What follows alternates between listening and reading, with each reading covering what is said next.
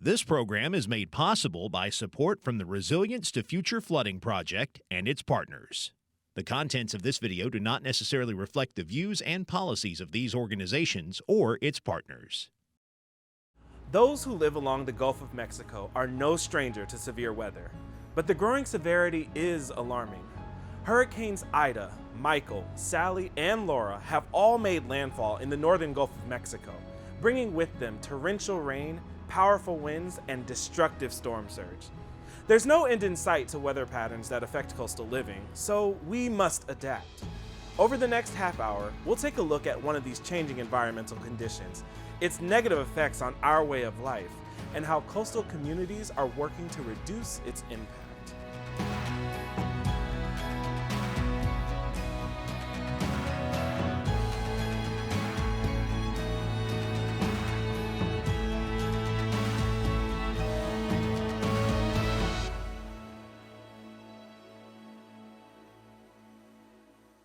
Hello, I'm Amari Ingram.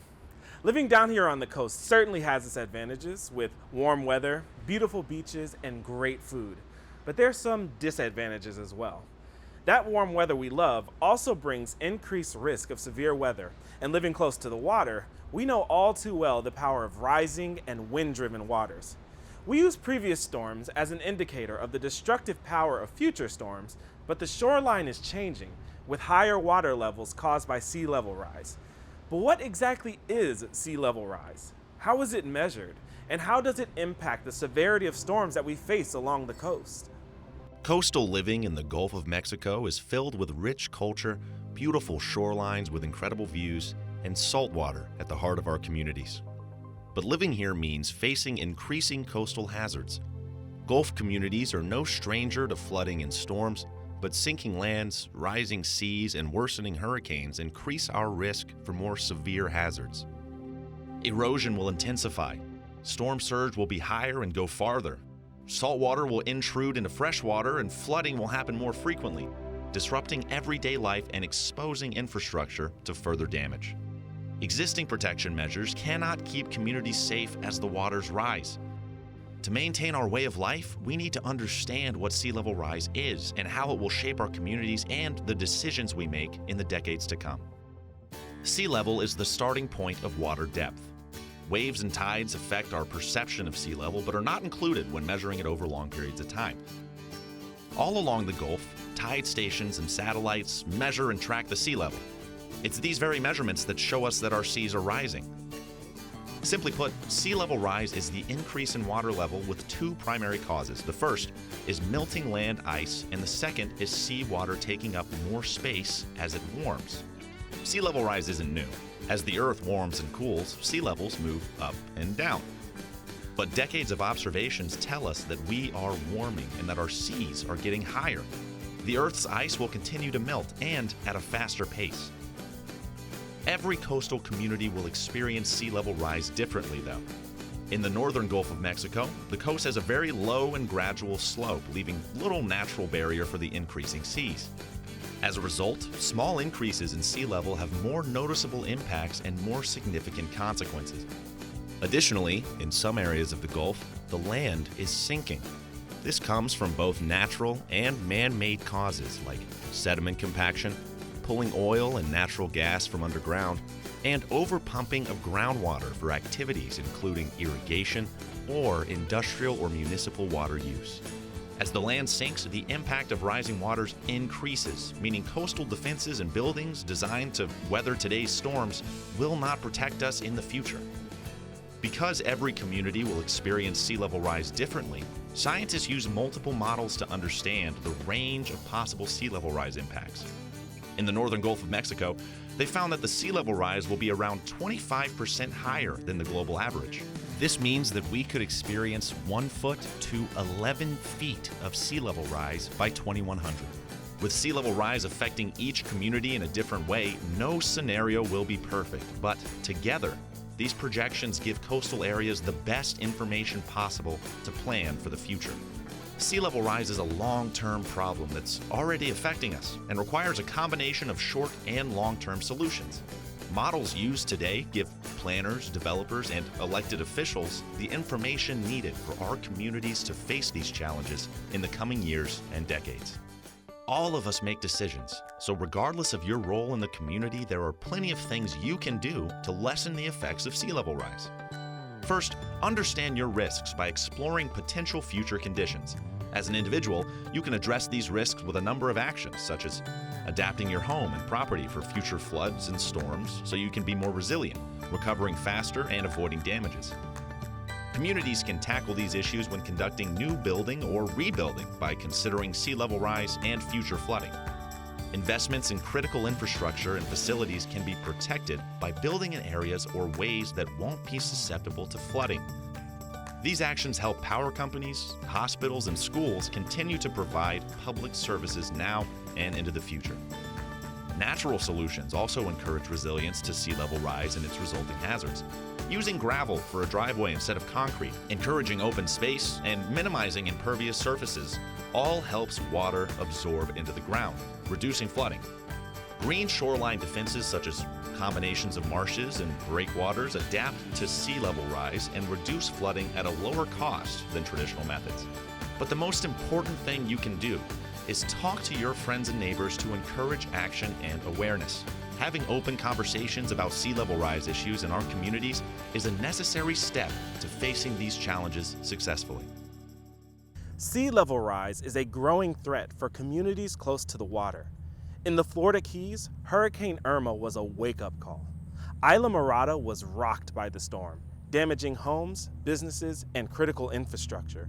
With this jarring demonstration of the water's destructive power, the town realized that it was time to plan for the future of the island. The Keys, by virtue of being one of the most vulnerable communities in the country, certainly to hurricanes, Irma was different. Hurricane Irma showed us that when the storm came ashore, it brought a tidal surge which destroyed a lot of property. The debris, as an example, 4 or 5 times greater than what they've normally had to deal with, 2.5 million cubic tons. That's a lot of rubble. So there's a lot of infrastructure work that needs to be done, and I think that's going to end up coming out in taxes. It opens everyone's eyes to the fact it is a very high-risk area. We have some real challenges, especially with people who are emotionally tied to a specific footprint where their families grew up. And when you see the aftermath of a hurricane like Irma, it really causes a lot of people to really rethink where they want to put their families potentially in harm's way. It's really important to look at a whole series of risks. And a lot of times when we look at risks, we separate them out. There's the risk of sea level rise, there's the risk of storm surge, there's the risk of extreme rainfall, and then how do those things come together? Some of the data I've heard on the Atlantic side, 18-foot storm surge, on the Gulf side, 9-foot storm surge. It's like being in the middle of a washing machine, and how does a community survive that and then think through for the next one? The effects of sea level rise are felt not only in Islamorada, but all along the Gulf of Mexico. Combining an existing surge model tool with an updated surge model developed by NOAA, the South Florida Regional Planning Council was able to simulate a number of possible hurricanes under different sea level rise scenarios. By including sea level rise projections for 2040 and 2060 into storm surge modeling efforts, these simulations showed the resulting amount of water that would flood Islamorada during future storms.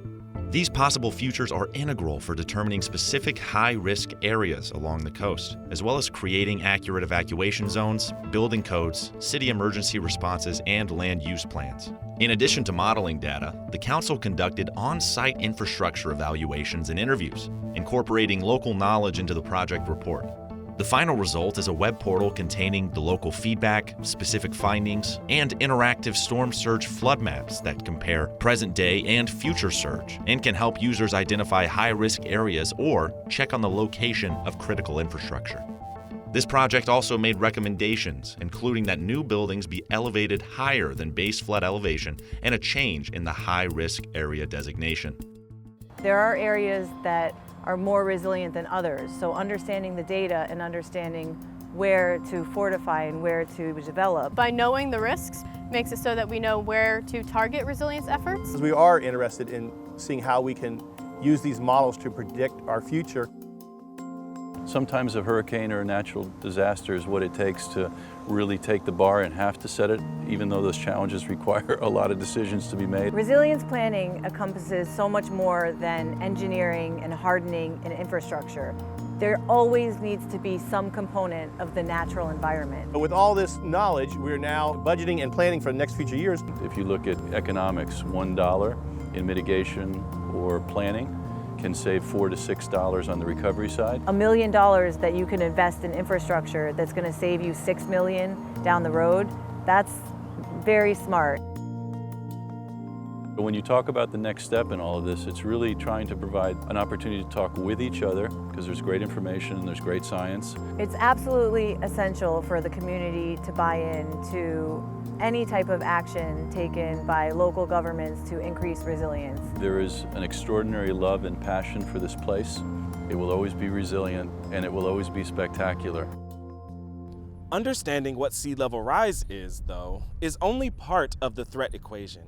The effects of higher sea level are cumulative and can amplify damages, not only from severe weather, but during everyday occurrences like high tide. When severe weather events occur along shorelines that have been damaged or changed because of higher tides, a bad scenario can become even worse. Storm surge that can jeopardize property and life is a reality along the Gulf Coast. Coastal residents, using a combination of experience and technological advancements, have reduced risk of negative impacts and are able to bounce back faster. We have a sense of where the water will go in a storm and how deep the water is likely to be. However, as sea level rises, it has a compounding impact on surge, increasing vulnerability. The low-sloping coastline of the northern Gulf of Mexico can be imagined as a ramp. Because the shoreline slopes up so gradually, even slightly higher sea levels will push water farther inland during storms. Additionally, the low slope of the northern Gulf coupled with sea level rise allows tides to come further inland, exposing infrastructure, including storm protection, to increased wear, compromising communities' defenses. Higher water levels also mean waves and tides are interacting with the shoreline in new places, changing the coasts. Because of the shoreline changes that sea level rise causes, simple addition can't determine how much greater storm surge might be. 1 foot of sea level rise does not equal an increase of 1 foot in storm surge. Shoreline changes result in changes to the depth of storm surge and expose new areas to surge risk. Changes to the coastal landscape caused by higher water levels can amplify storm surge up to 80%. With a high amount of sea level rise, future surge could cause over $25 billion worth of damage to homes across the northern Gulf. That's like putting over $250,000 on every seat of a football stadium. Luckily, there are new tools that can help users access information about the magnifying effects of sea level rise. These tools can help us understand our risks to future coastal conditions, allowing us to continue taking resilient actions to recover faster and avoid damages in the future. These interactive maps model future storm surge and how floodplains will change. These maps show the damage caused by storms like Hurricane Camille, Ivan, or Katrina will be even worse with sea level rise. Homes and structures unaffected by these and other past storms are very likely to be impacted in future storms. Using the information provided by these tools, you can make smarter choices about how and where to build or upgrade homes and businesses, provide encouragement to protect infrastructure, and increase awareness about new risks in your neighborhood. If the Southeast strategically adapts to sea level rise over the next 30 years, we can save over $300 billion in damage to coastal property. Being prepared for this new normal will reduce vulnerability and help preserve our quality of life along the coast. Homes aren't the only places at risk. Businesses are susceptible to interruption as a result of severe weather and sea level rise. Understanding how these events may impact business is one component of strengthening the resilience of coastal communities. In Ocean Springs, Mississippi, small businesses are the lifeblood of the city. Their rich art and culinary offerings have made Ocean Springs a tourism magnet. Developing a plan to protect business also protects the community. The city of Ocean Springs is a very special place. It's eclectic, it's artistic, it's small, but it's got a worldly feel to it. Ocean Springs does not have a lot of large corporate businesses, really the lifeblood of the city is its small business. Retail, lodging, restaurants, all of those are extremely important to our economy. I don't think Ocean Springs would be the Ocean Springs that it is without the small businesses. A disaster can be anything on any given day. For one person, a disaster may be we don't have internet for 2 days and we can't conduct business. It might be there's some rising waters and some roads are blocked off for a short period of time. Or you could have Katrina where everything happens at one time and everybody is affected. Right after Katrina, there were not a lot of places open and supplies were very hard to come by. The aftermath was very devastating. Your whole life just being torn apart. We lost all of our patient files. We were out of electricity for weeks. We had patients couldn't get their prescriptions, people who were displaced. We're a small business, but haven't really thought of anything since. You know, haven't had any problems, haven't had any disasters. So it's something we need to think about again. As a business owner, I strongly feel that every business plays a role in the community in which it exists and serves. Small businesses make up about 85% of all businesses in coastal Mississippi and employ over 50,000 people, and the state's number of small businesses continues to grow. To maintain this trend, business owners need to know about and prepare for potential threats from disasters that could impact our livelihoods and economies. The longer a business is closed after a disaster, the less likely it is that they will reopen, and coastal Mississippi is especially vulnerable. In addition to commonplace risks that could cause closures or service interruptions, like electricity outages and theft, coastal Mississippi's small businesses also face storm-related hazards. In Ocean Springs, a survey showed almost 40% of local businesses have failed following a natural disaster. Small businesses are at a higher risk to natural hazards, with fewer resources to rely on and a smaller support network than large corporations. These risks can change. Coastal Mississippi's development has increased by 20% since the early 2000s. Changes in development patterns, increased number of buildings, and more paved surfaces will change the way water moves through our communities, putting businesses at risk to flooding in areas that haven't previously flooded. Compounding these changes, sea levels in Mississippi have risen 7 inches over the last 39 years, amplifying storm surge, causing more frequent tidal flooding, and reducing stormwater drainage. The landscape on the Mississippi Gulf Coast has changed significantly. So drainage patterns are different. Even wind patterns, because of new buildings and other things, are going to be different than it was in Katrina. What we found is when we have conversations with businesses and you start that, it takes about a good 20-30 minutes to really start peeling back the layers of how they do business before they start thinking, you know, I really should write this down. Once they do that, they find so much value, in some cases day-to-day operations, but in many cases not necessarily huge events, but a day-to-day technical issue that comes up or a workforce issue. We have the businesses go through an exercise of determining what types of events may actually impact their business. On an individual and really an emotional level is not just for the business, but the people involved in these small businesses take a hard look at themselves and their resiliency and find ways just to live in a more resilient fashion day to day. It's not a matter of if, it's a matter of when. The importance of a continuity plan really comes in how it's developed. What we've done and what businesses that I've spoken to have done is actually found opportunities to leverage their abilities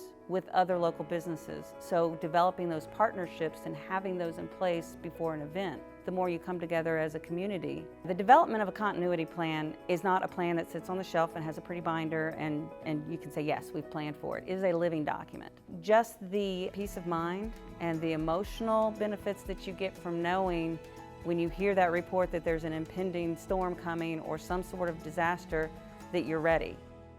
The amplified effects of sea level rise aren't limited to the shoreline itself. Entire communities can be at increased risk of flooding as new development encroaches on natural water drainage pathways. This encroachment combined with higher sea levels, means water can't exit these areas and begins to back up into homes, businesses, and roads. The city of Fairhope is one of the fastest growing communities in South Alabama. With this growth comes a number of challenges. How will the city balance these demands with the desire to protect its natural landscapes and waterways? The city of Fairhope is a little bit different than other cities because we're built on gullies and ravines, which are drainage basins. The gully system in Fairhope is critical, and the health of these gullies serve our citizens in ways that many of us don't even understand. Primarily, people think about the gullies historically as a place to congregate and to enjoy the wildlife, the scenery, and just play. But then you start looking at the real function of the gully, and it is to convey water. Managing the water that flows through that gully system is complex. When you have development going on in a watershed, you're putting more water into that watershed in higher volumes. The velocity of the water can degrade and erode away the gully. One of the tendencies that we're already seeing is that people begin to harden their own edges, they begin to put up retaining walls. It increases the flow of the water. The city then responds by hardening the gully itself and speeding up the water, and it makes even more erosion. As the city grows, you have to have roads and you have people build in areas that shouldn't have been built in, and it affects everything. So this is a community that's concerned that they're kind of losing their own kind of historic community because the property around them is being developed in a way that they don't have any ability to afford to stay in their community. Fairhope's plan to increase community resilience to flooding is heavily reliant on a healthy gully system that moves water safely to the Mobile Bay. Protecting this essential natural infrastructure meant understanding more about the gully system by gathering hard data along with community input and perspectives. Using existing watershed management data resources, the city created a GIS-based map of the community's stormwater facilities and the current condition of flood hazard areas. From here, the city is able to use an advanced modeling tool to determine which structures are at risk of flooding now and in the future. The model is only one part of the resilience equation for Fairhope. Key to protecting and maintaining the city's natural stormwater pathways is the social science data gathered through the creation of the South Fairhope Community Action Plan to better understand how the success of resilience action is shaped by and relies on those who live in the community. For the Tatumville Gully, residents were surveyed and invited to participate in the creation of a plan that addresses their needs and sets a vision of their hopes for the future. This plan is the basis for strengthening channels of communication and trust among city staff, city officials, and residents. This trust is the backbone of a successful resilience plan and is required for any community to adapt to increasing flood risks created by sea level rise. Using models, data, and stormwater plans, officials along the Alabama Gulf Coast will need to communicate information and share resources with those who live and work in affected areas. This community buy-in is essential for getting everyone on the same page, working together to build the resilience required for living on the Alabama coast amidst changing environmental conditions. Our part was to enlist a lot of community stakeholders to do a very detailed survey of all the property owners in the community to really understand what their concerns were and also what their hopes were for their community. Community engagement is one of the most important things we're doing. These are human lives that will be affected by all the decisions that we make. We found a very interested and engaged community, very concerned about what was going on, and we found a lot of very committed community residents. We have kind of put the gullies on the back burner as far as maintaining them and making sure that they last long into the future for what they're there for. So, this project is going to teach us, hopefully, how we can make these watersheds more resilient. These data will really help everyone realize that the gully is at a critical point where some things have to change so that it doesn't get worse and begins to get better. Data is going to give us a baseline. It's going to tell us in a picture in time how the watershed is developed today, how is it behaving, and where are the weak spots. Our work with the community is to help them figure out and help the city begin to figure out a process that gets more community involvement in development, in the decisions that are going on around land use and around the infrastructure. Everything we do can be looked at through this lens. How is the community involved? What are we doing environmentally? What are we doing internally to make sure we're cross-working? That's resilience. Communities all along the northern Gulf of Mexico are making plans to respond to a changing coastline. Sea level rise is already happening, and so are its consequences. Everyone has a role to play in reducing its impacts, even you. There are several actions you can take right now to ensure our coastline continues to be an inviting place with resilient infrastructure and a desirable quality of life. When making changes to your home or business, look for low-impact ways of reducing water runoff. Gravel driveways, permeable concrete, and green space all help reduce the risk of flooding. Support infrastructure improvements that strengthen your community's resilience to storms, and be a voice for stormwater policies and investments. Most of all, talk to your friends and neighbors about how sea level rise affects us all. Floodwaters don't respect property lines. We must all work together to become more resilient. For additional information on actions you can take in your community, visit our website on resilience to future flooding. I'm Amari Ingram. Thanks for watching.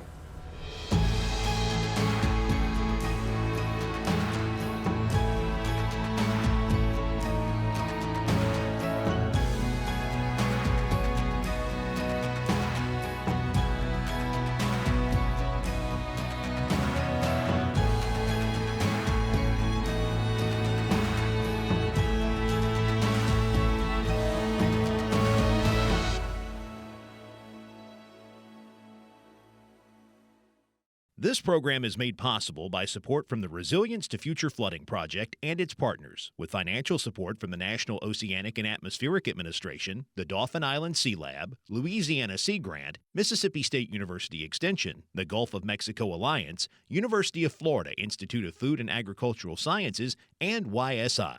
The contents of this video do not necessarily reflect the views and policies of these organizations or its partners.